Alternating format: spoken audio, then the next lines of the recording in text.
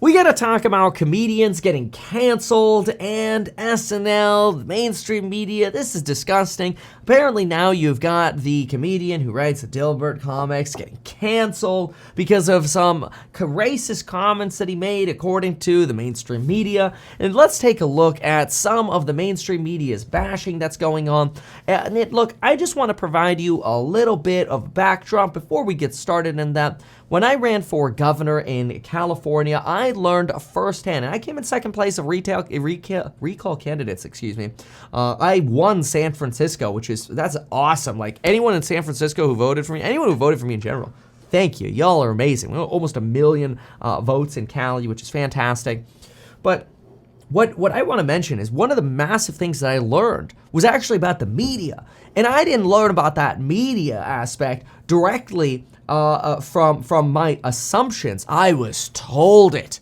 After my election campaign failed, I met with individual reporters who reached out to me, who wanted to sit down with coffee privately off record with me, who work at news stations and TV stations and radio stations and paper organizations in our state. And they're like, Kevin, you've got to know the media is not what you think it is. And I'm like, what do you mean? And very clearly, and I'm going to simplify here, the media is directed by profit. And if, let's say, the governor has 10 events scheduled over the next 2 months, and we send a reporter to cover you, and the governor catches wind of that because you're trying to dethrone the governor could say, hey, we're not going to allow your media organization into our next 10 press events because you're covering Meet Kevin. That literally happened. Not only that, and not only does that kind of rigging happen in politics and media, but I'm told from reporters that they could be reading off a teleprompter knowing that something is a lie, knowing it's a lie, and still have to read it, otherwise they're fired. That is the mainstream media for you. Now, we're going to talk about cancel culture in the mainstream media in just a moment in terms of what's happening, but it's disgusting. And look, I feel like in the past, I used to be way too trusting of the mainstream media. I think that's what we're taught, you know, and you get I hate to use this word, but you get a liberal education at a college or you know, even our high schools. I mean, that's what you're getting these days. You know, it's Keynesian economic thought. You don't even get taught Austrian economics. You don't really get taught the other perspective. It's, oh no, it's the New York Times, it's the Wall Street Journal. It's only the mainstream media, right? So what ends up happening is you start kind of cracking that thought by realizing, oh my gosh, like you might not be getting coverage because there's a profit motive. And it's like a lot of people are going to hear that and be like, well, duh. But that it would extend to the extreme of media reporters lying to your face, it's kind of shocking. But then again, we've even seen that happening with Tucker Carlson. You've got lawsuits that are now revealing that people like Tucker Carlson, Laura Ingraham, and Sean Hannity knew the election likely was not rigged, but they were still peddling that narrative because that's what their audience essentially wanted to hear. That was sort of the clickbait of the day. And they're being compelled by the corporate directive to cover stories a certain way, to either whether it's create divisiveness or whatever. And that's the same thing that I experienced in my campaign for governor. And it's shocking and it's disheartening. But unfortunately, now you're getting a lot of that similar style of censorship in how the media is reacting. So first of all, here we have the opening to the SNL skit. Obviously, we've covered this before, but the opening to the SNL skit was basically, hey, let's make fun of COVID and Big Pharma. And some of the reaction to that was fascinating. Let me quickly remind you what that sounded like. Let's go ahead and give this a little play here. Okay, so the movie goes like this. The biggest drug cartels in the world get together and buy up all the media and all the politicians and force all the people in the world to stay locked in their homes, and people can only come out if they take the cartel's drugs and keep taking them over and over. I threw the script away. I mean, who is going to believe that crazy idea? All right, so that's sort of our intro to SNL here, and these are, you know, I go through. I've got a section over here where you can go through my likes on Twitter, and you can see what I like, whether or not I actually like it or whatever. But it's just a way for you to kind of see what I'm paying attention to if you want on Twitter. And this is very interesting. Woody Harrelson, the biggest drug cartels in the world, get together and buy up all the media. And then look at this. Rolling Stone, Woody Harrelson spreads anti-vax conspiracies during SNL monologue.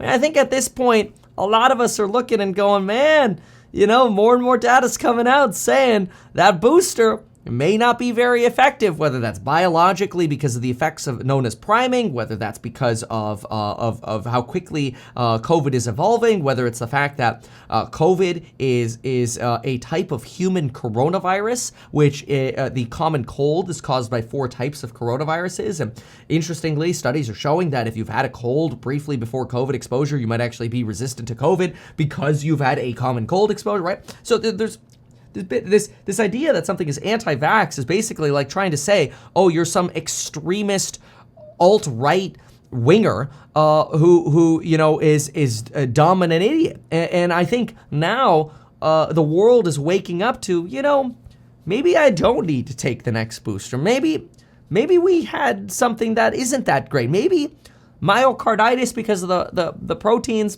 that are you know, floating around in our bloodstream and causing inflammation of the heart muscles. Maybe that's not a good thing for younger people, especially younger males, to have you know, for weeks in their systems after potentially a booster or the original vaccine, leading to the potential sudden death of a higher level of younger Americans than previously. There are multiple results out showing that more younger males in their 20s are suffering from myocarditis or heart-related conditions after the pandemic than before the pandemic.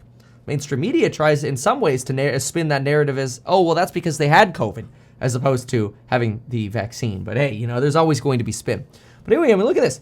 Woody Harrelson getting derailed as basically being an anti-vax in Variety, Daily Beast, Rolling Stone, Huffington Post. But it's not just him. It's not just him. It's this over here. Watch this.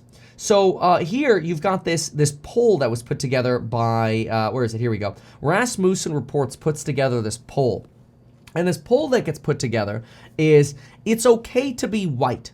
72% of Americans agree, 12% disagree, 69% of Democrats agree, and then it goes on to, black people can be racist too. 79% of Americans agree, so on and so forth. So basically, it's this poll is being conducted that is in some ways trying to evoke, dare I say, emotion, right? Now, I think they actually do a pretty decent job of explaining why they're conducting polls the way they are. I'll go ahead and play that for a moment because it is quite enlightening. Let's grab this for a moment here and listen into some of their commentary here, and then we'll get into the comedian who's now being canceled by cancel culture. Actually, the comedian who creates the column Dilbert, or the skit Dilbert, is basically being dropped from newspapers for being called a racist for some of the comments he made, and I'll play those comments in just a moment. But listen in here to a moment about what they say about some of their polls. Since the 2020 election, we've increasingly heard the sentiment that people have lost faith in polling. But let me explain our role at Rasmussen Reports and prove to you why now more than ever, you need us to exist. We tell you what America really thinks, and I can tell you that increasingly the reality of American public opinion does not match what you're being told in the news at schools or colleges by corporations and by your public officials. Follow the links to our 2 biggest polls of the year, which I'll put in the YouTube description, for an example about how we changed the narrative by proving COVID-vaccinated Americans are suffering from major side effects, and how nearly half the country is concerned the vaccines are causing a significant number of unexplained deaths. Why do we... Now I'm going to hop around a little bit. So you can see he's making this argument that, hey, like, look, we're doing, even though people don't trust polls that much anymore, we're trying to do polls on things that might be deemed a little more sensitive to try to figure out, do people believe what the mainstream media is telling them? Like, is the narrative of the mainstream media actually aligning with what people believe? And take a look at this. Here's a poll that shows, do you agree or disagree? It's okay to be white. And you add these up, you've got about 70% somewhat or strongly agree. Okay, fine. Let's go to some of these other polls here. And then I'll go ahead and also show you the comedian who got canceled and some of the things that he's saying. So you can see some of the polls here. You can watch their full breakdown, but let's move over. Black people can be racist as well. You can see sort of the breakdown you've got over here. And it's these polls that spawned the response from a comedian in the live streams that he does sort of on topics that he likes to cover. And I would like to show you his response because he is suffering from cancel culture now. In fact, he particularly gets canceled because in his show called Real Coffee with Scott Adams, he talks about this poll. And by talking about this poll, he ends up getting canceled in some of the comments he makes by the USA Today network, which includes, dozens of different newspapers such as the Arizona Republic, the St. Augustine Record, a Courier Journal, Austin American Statesman, hundreds more, Washington Post, LA Times, San Antonio Express, Philadelphia Inquirer, Chicago Tribune, Cleveland Plain Dealer. All of these apparently have dropped Scott Adams because of some of his comments. He thinks he's essentially being fully canceled. And some of the VPs of content, for example, a VP of content over at Michigan's MLive Media says the group has zero tolerance for racism, and we're certainly not going to spend our money supporting purveyors of it. And so really, you've got a poll, and then now you have a comedian who's talking about that poll and making some commentary on it. It's some of it in a way to sort of evoke emotion to provide his solutions. And I think his solutions are interesting and worth talking about, but these are the segments that got him canceled. But I want you to see what you think about, and I want to hear from you in the comments, what you think about some of the solutions that he proposes. So let's go ahead and jump into this here. So let me see here. Okay, so... And let me clarify. When I say comedian, I should be saying cartoonist. I think that's the more appropriate and applicable phrase. All right, here we go. Provocative little poll today. They said, do you agree or disagree with the statement, it's okay to be white? That was an actual question. Rasmussen asked, white and black voters, and probably others, do you disagree or agree with the statement, it's okay to be white? 26% of blacks said no. It's not okay to be white. 21% weren't sure. Add them together, that is 47% of black respondents were not willing to say it's okay to be white. That's like a real poll. This just happened. Did you have any idea? Would you have imagined that could have happened? So I realized, as you know, I've been identifying as black for a while, years now, because I like to be on the winning team, and I like to help. And I always thought, well, if you help the black community, that's sort of the biggest lever. You can find the biggest benefit. So I thought, well, that's the hardest thing and the biggest benefit.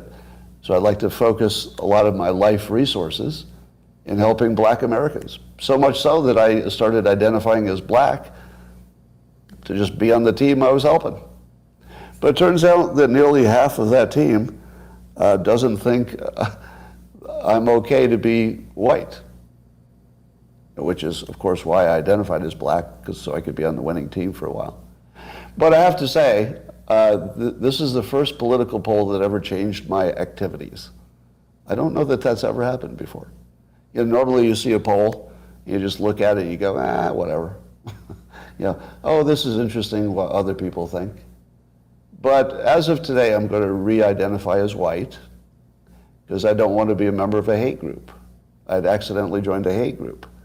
So if nearly half of all blacks are not okay with white people, according to this poll, not according to me, according to this poll, that's a hate group. All right, so there's this segment that basically got him canceled. And what's actually interesting is the opinion on that aside, I want you to hear some of his ideas. He actually gives 5 ways that you could succeed in life. So obviously, if you're listening to this on Spotify or podcasts or whatever, this is a white dude talking about how he's identifying as black because he wants to be part of the minority group and help them out, and wants to be part of the winning team because he's making the argument that, hey, like, if mainstream media is just propping up black people, then I just want to identify as black so I can be part of the winning team. That's basically the argument he's making. But now, because he realizes, in his opinion, and I think he's being facetious here, he's part of a hate group because nearly half of blacks don't think it's okay to be white. Now he wants to re-identify as white, right? Okay, so that's, if you're listening to some podcast, that's basically his summary here. But there are 2 clips that I want to show, actually a few clips that I want to show you here, because he actually provides some solutions on basically getting ahead. So I'm going to play about maybe two minutes of clips here, and we'll add some commentary on this. But I think they're very interesting, especially the second clip I show will be 5 ways or 5 things, 5 at minimum things you need to do to succeed in life. But that'll come up in just a moment. Let's start here. The system allows that. If they don't, I can't make that my problem anymore. Well, hold on. Go back this is their priority on education. Here, okay. Here's my take on all of it. Everybody who focuses their priority on education does well. If anybody in the black community focuses on education, they'll do well as well, because the system allows that. So he's making the argument here that, hey, look, if you're black and you want to get ahead, focus on education. That's his argument. Now, he has some more clips on this. Now, what I'd like to do is just quickly jump in and say it's worth remembering about the Harvard-studied concept known as the concentration of poverty. Poor people are twice as likely to be a minority, black, Hispanic. Unfortunately, poor people tend to continue to get poor. That's because of capitalism, large in part. It's usually richer people who continue to get richer. People with assets like businesses, real estate, stocks, they build wealth, they become millionaires, they get richer. The poor and the laboring class stay poor. There's a reason when I teach the 0 to Millionaire Real Estate Investing course, I teach you how to go from having no money to getting into real estate, because I know that is your most likely way of becoming a millionaire. Right? Those are my programs. I'm building your wealth down below with the flash sale that expires this week. Link down below, whether it's stocks, the psychology of money, real estate, 0 to Millionaire, entrepreneur via the Elite Hustlers group, whatever. Now, there's also a segment that got him into a lot of heat, which was just white people should just give up. It doesn't make sense to help. White people should just go away from black people, just stay away. This is potentially where he really gets the sort of the cancel hammer, because that out of context seems terrible. But as you can see, based on not only what we've seen in these clips, but also if we pull up that segment, the entire premise of him is the idea of sarcasm around, at least that's my opinion, who knows, maybe I'm wrong, maybe deep down inside, he really just doesn't like black people. But at least what I'm hearing here is this idea that, you know what, it sarcastically just doesn't make sense to help black people anymore because, you know what, it makes no sense. You may as well just leave. And within the context of him switching from that to education, in my opinion, you could see that this is really just, a joke made to bring attention to a real serious problem. It's like he's, in other words, not trying to make fun of the problem. He's actually trying to help the problem by showing how ridiculous it is that, oh, well, you know what? Some people hate white people, that's it. That's it. The whites will just walk away and stop helping. No, that's not the argument he's making. The argument is education. Just listen to him yourself here. So I think it makes no sense whatsoever as a white citizen of America to try to help black citizens anymore. It doesn't make... I mean, obviously, even his facial expression, rewind that 10 seconds, his facial expressions are obviously sending you the cue of this is ridiculous. You know, I'm going extreme to make a point here. Watch sort of his eye movement shake no as he's kind of making this, obviously we should just all run away. That's the best solution. Let's just give up. Let's throw in the towel. You know, that's kind of the attitude. Watch it again, and then I'll keep it playing so you can hear how he immediately transitions into education. Citizen of America to try to help black citizens anymore. It doesn't make sense. It's no longer a rational impulse, and so I'm gonna back off from being helpful to Black America because it doesn't seem like it pays off. Like I've been doing it all my life, and the only outcome is I get called a racist. That's the only outcome. It makes no sense to help Black Americans if you're white. It's over. Don't even think it's worth trying. See, obviously these extreme arguments of it's over doesn't even make sense. That's what you say when you're exaggerating just to make a point, right? Anyway, let's keep listening. Totally not trying. Now, we should be friendly. Like, I'm not saying start a war or, do anything bad. Nothing like that. I'm just saying get away. Just get away. And here's my take on all of it. Everybody who focuses their priority on education does well.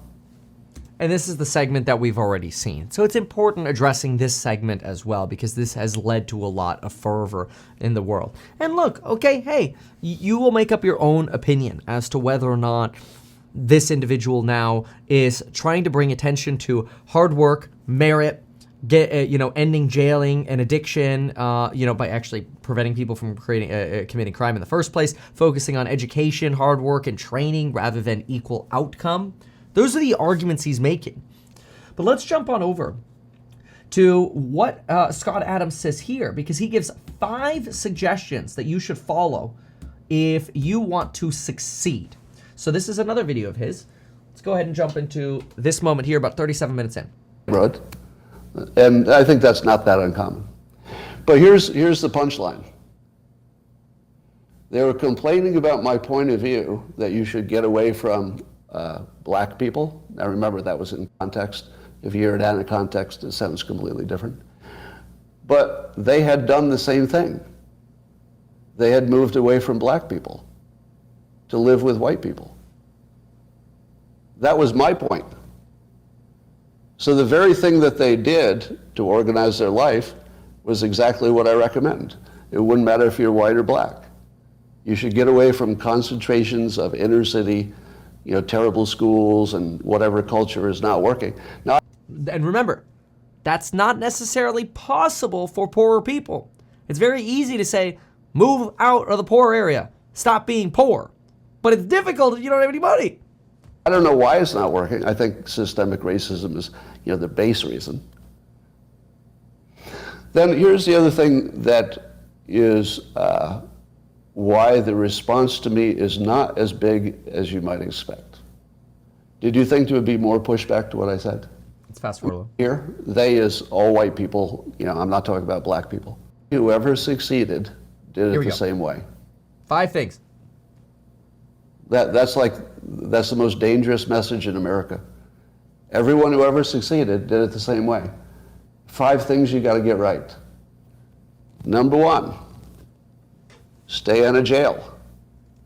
Number 2, don't be addicted to alcohol or drugs. Number 3, don't start a family too young before you're ready. Right? And if you do, stay married.